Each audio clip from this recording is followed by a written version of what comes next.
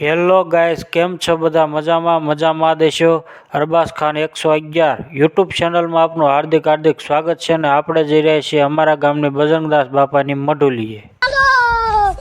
Finally guys, આપણે પહોંચી ગયા છે અમારા ગામની મઢુલીએ. આપ જોઈ શકો છો. रोम रोम भाइयों, આ છે અંદરનો નજારો. मौसम तो ऐसा लग रहा है दिल गार्डन गार्डन हो रहा. અત્યારે ગાઈસ મઢુલી રિનોવેશન નું કામ ચાલુ છે.